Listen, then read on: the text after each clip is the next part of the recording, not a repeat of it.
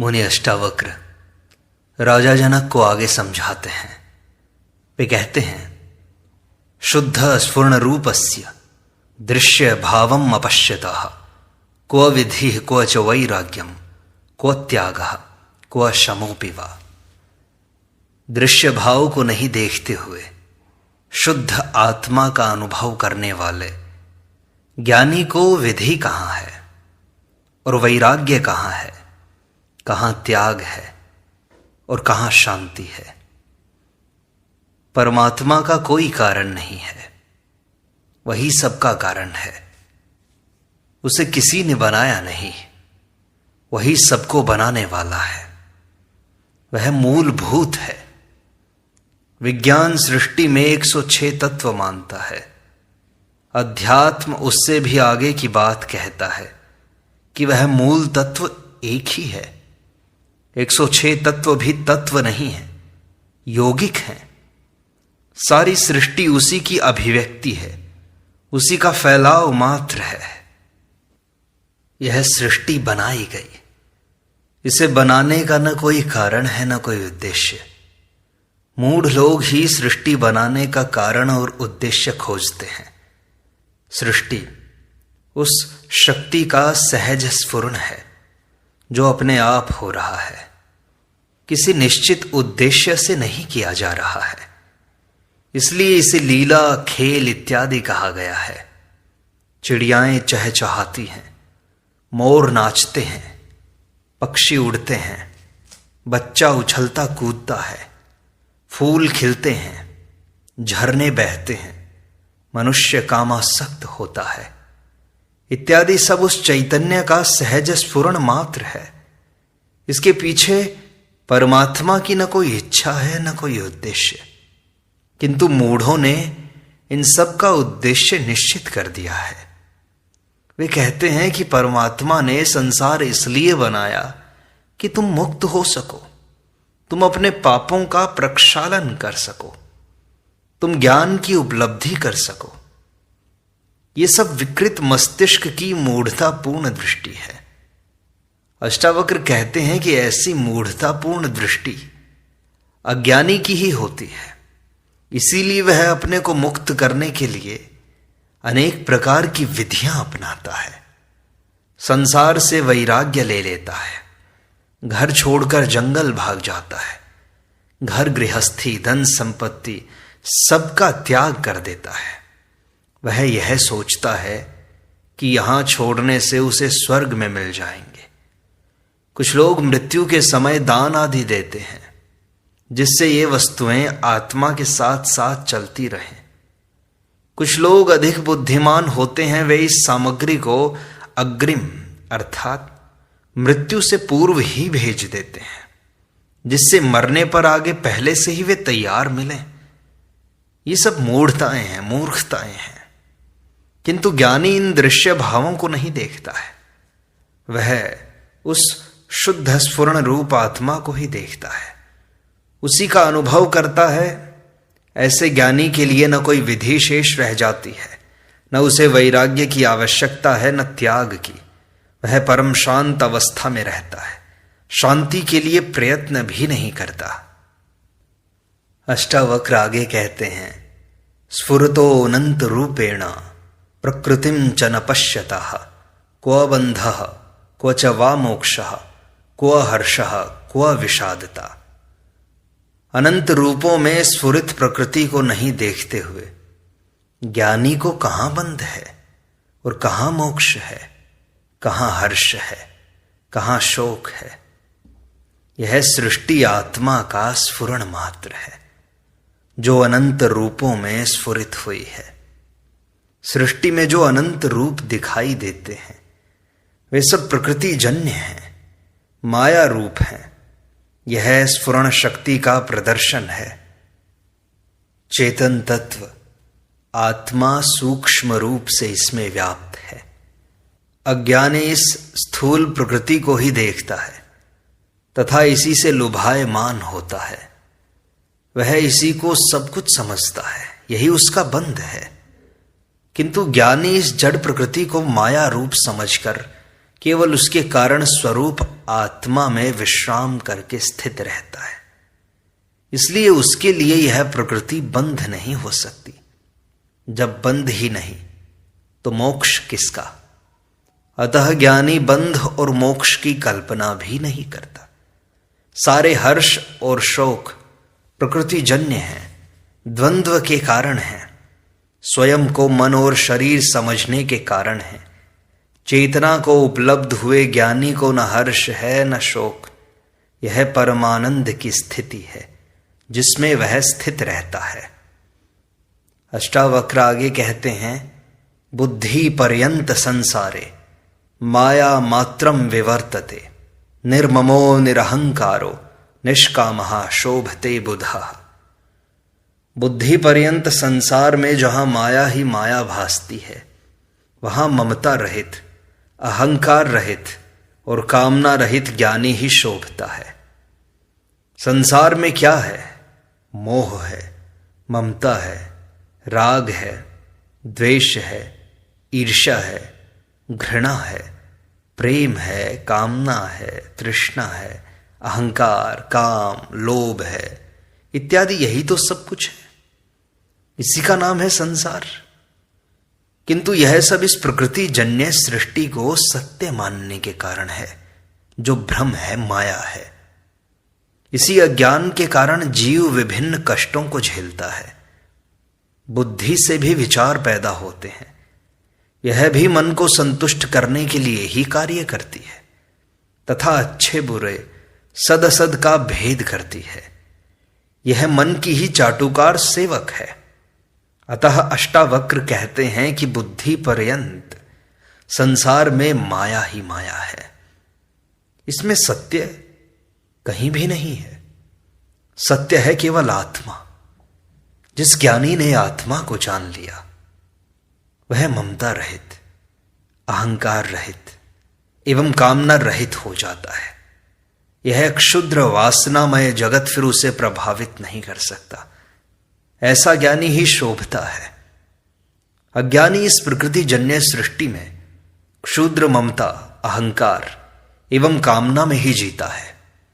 इसीलिए ऐसा क्षुद्राशय शोभा नहीं देता।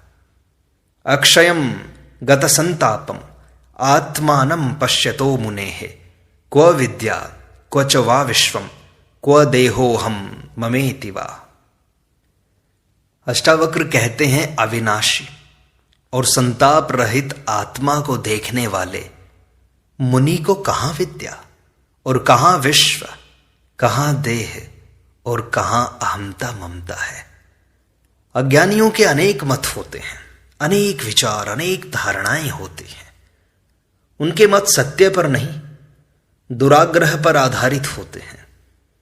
वे सत्य जानना नहीं चाहते, बल्कि जिसे वे मानते हैं उसी को सत्य सिद्ध करना चाहते हैं। इसी से फैलती है सांप्रदायिकता, विरोध, वैमनस्य, हिंसा, घृणा इत्यादि। किंतु ज्ञानी सत्य को जानता है, वह दुराग्रही नहीं होता। इसीलिए सभी ज्ञानी एक ही मत के होते हैं। ऐसे ज्ञानी कहते हैं कि परमात्मा तुमसे भिन्न नहीं है। वह कहीं आकाश में बैठा शासन नहीं कर रहा है। न वह स्वर्ग में है, न मंदिर में, न मस्जिद में, न गिरजाघर में। वह बाहर भी नहीं जो ढूंढने से मिल जाए।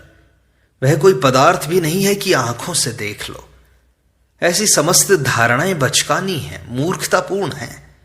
जिसे आत्मज्ञान नहीं हुआ, जो मानसिक धरातल से ऊपर नहीं उठे, वे ही ऐसे परमात्मा की बातें कहते हैं। किंतु जिसे आत्मानुभूति हुई है, वे कहते हैं कि यह परमात्मा ऊर्जा का सागर है। समस्त सृष्टि इसी ऊर्जा की अभिव्यक्ति मात्र है। सब इसी ऊर्जा का खेल है। शरीरस्थ आत्मा वही ऊर्जा है जिसे परमात्मा कहा जाता है। इससे भिन्न कोई परमात्मा नहीं है। जिस ज्ञानी ने इस अविनाशी संताप रहित आत्मा को जान लिया, उसने सब कुछ जान लिया, सब कुछ पा लिया। उसके लिए फिर विद्या तथा अविद्या, ज्ञान तथा संसार, देह तथा अहमता ममता, इत्यादि के लिए कोई स्थान नहीं है। ये सब अज्ञान जनित हैं, जो अज्ञानी को ही प्रभावित करते हैं। ज्ञानी केवल आत्मा को जानने वाला होता है, जिससे अज्ञान जनित ये सारी भ्रांतियां मिट जाती हैं। अष्टावक्र आगे कहते हैं, निरोधादीनि कर्माणि जहाति जड़धीर यदि मनोरथान प्रलापांश्च कर्तुमाप्नोति तत्क्षणात्। यदि जड़ बुद्धि मनुष्य निरोध आदि कर्मों को छोड़ता भी है तो वह तत्क्षण मनोरथों और प्रलापों को पूरा करने में प्रवृत्त हो जाता है। मनुष्य के समस्त कर्म, व्यवहार एवं आचरण चित्त की वृत्तियों का प्रक्षेपण मात्र है। जैसी चित्त की वृत्तियां होंगी, जैसा उसका मन होगा, वैसे ही उसके कर्म एवं आचरण होंगे। आचरण एवं कर्म बदलने से मन नहीं बदलता। पतंजलि कहते हैं कि चित्त की वृत्तियों का निरोध ही योग है, किंतु अष्टावक्र कहते हैं कि इस निरोध के लिए जो कर्म किए जाते हैं उनसे चित्त का निरोध नहीं होता, बल्कि वे कर्म भी चित्त की चंचलता को और बढ़ा देते हैं। क्योंकि प्रयत्नों से किए गए निरोध आदि कर्मों के पीछे वासनाएं, अपेक्षाएं, कामनाएं आदि जुड़ी रहती हैं। फिर निरोध कैसे होगा? इसलिए चित्त के निरोध के लिए किए गए सभी कर्मों एवं आचरणों का त्याग करना चाहिए। कर्म मात्र वासना से प्रेरित होते हैं, इसलिए ये भी बंधन बन जाते हैं, जिससे ज्ञान नहीं हो सकता। अष्टावक्र का सारा उपदेश यही है कि जो कुछ प्राप्त होगा वह बोध से ही होगा, कर्म से नहीं। क्योंकि कर्म से अहंकार, वासना, फलाकांक्षा होगी, जिससे चित्त का निरोध नहीं हो सकता। इसलिए समस्त निरोध कर्म जैसे ध्यान और समाधि को भी छोड़ देना चाहिए, तभी उपलब्धि होगी। किंतु यदि कोई मूढ़ या जड़ बुद्धि मनुष्य इन कर्मों को छोड़ता भी है तो भी उसके भीतर मनोरथ होते हैं, आकांक्षाएं, वासनाएं होती हैं, अहंकार होता है, जिनको पूरा करने में वह प्रवृत्त हो जाता है, जिससे वह आत्मज्ञान से वंचित ही रहता है। इसका सार यही है कि चित्त की पूर्ण शांत अवस्था में ही आत्मज्ञान संभव है। निरोध आदि कर्मों को करने या उन्हें उद्देश्य पूर्ति हेतु त्यागने से नहीं होता। आचरण एवं कर्मों को करना या छोड़ना महत्वपूर्ण नहीं है। महत्वपूर्ण है मूढ़ता को छोड़ना, अज्ञान अथवा भ्रांति को छोड़ना। अष्टावक्र आगे कहते हैं, मंदः श्रुत्वापि तद्वस्तु न जहाति विमूढ़ताम निर्विकल्पा बहिर्यत्नाद अंतर विषय लालसः।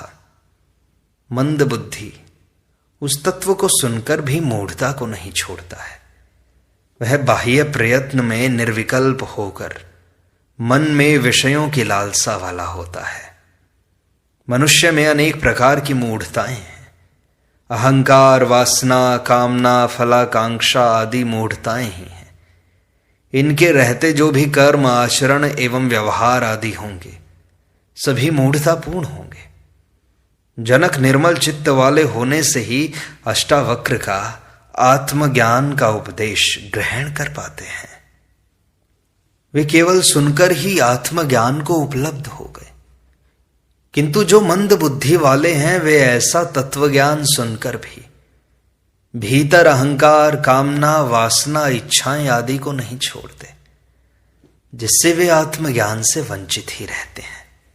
ऐसा मूढ़ बाह्य प्रयत्नों में निर्विकल्प चाहे हो जाए, चाहे वह ज्ञानी की भांति सारे कर्म करने लग जाए, वासना, अहंकार, कामना आदि को त्यागने के सारे नाटक कर ले, तो भी वह मन में विषयों की लालसा वाला ही होता है, क्योंकि मंद बुद्धि है।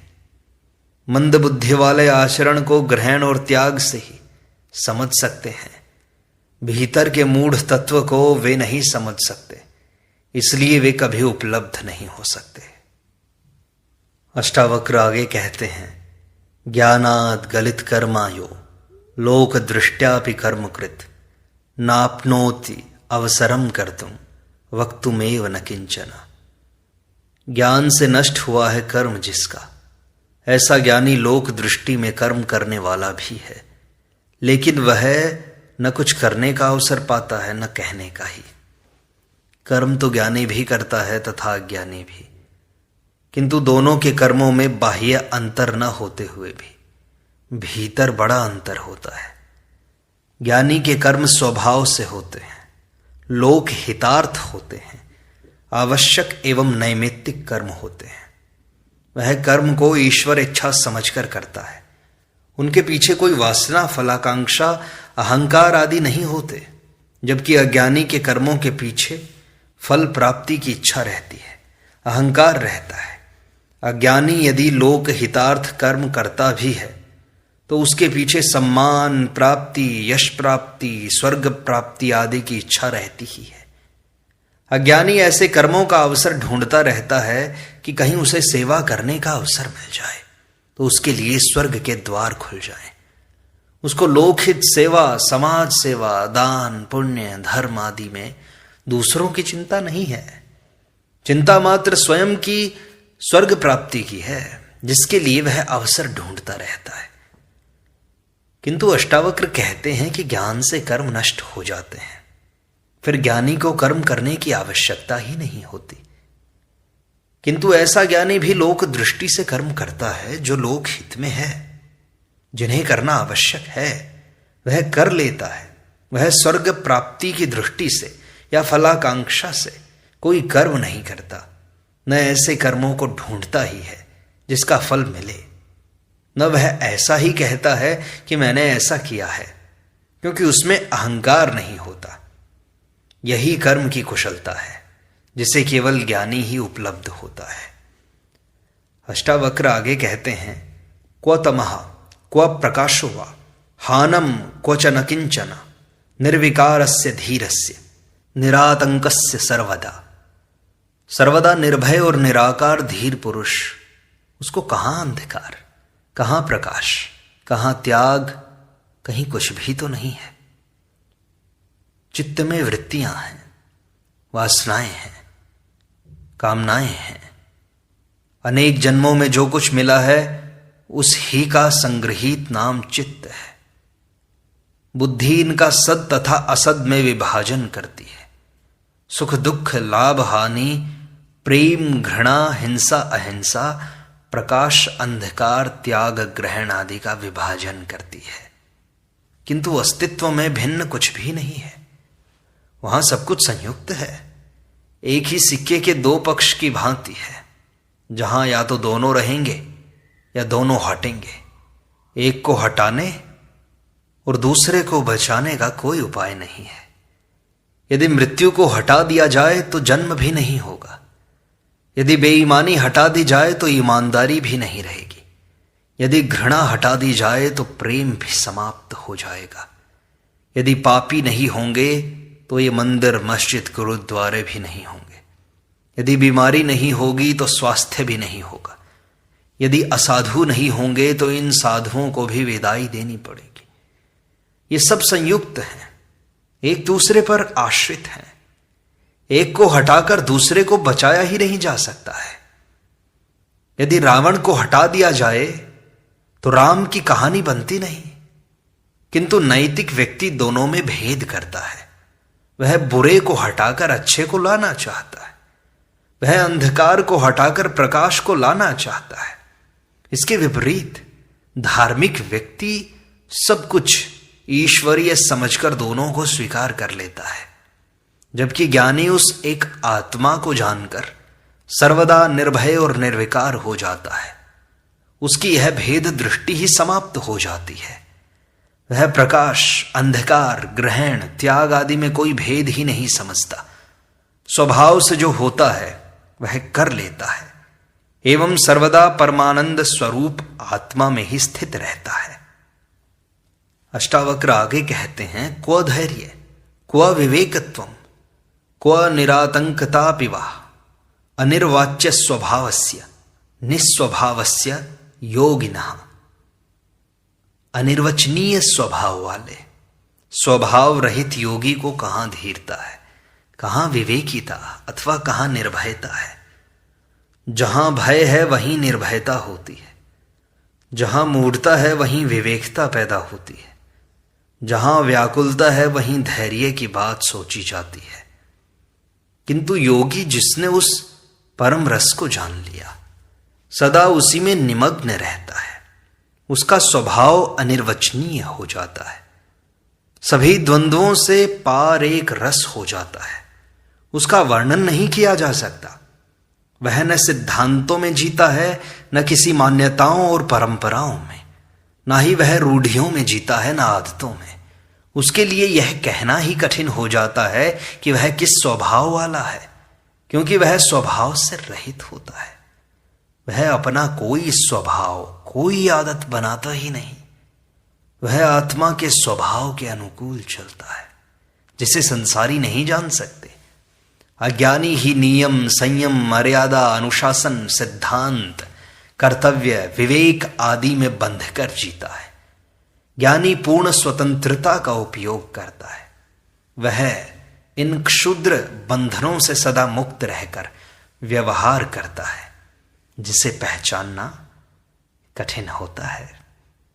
इस प्रकार अष्टावक्र गीता की सरल व्याख्या का यह भाग यहीं संपूर्णता को प्राप्त होता है। शेष अगले अंक में।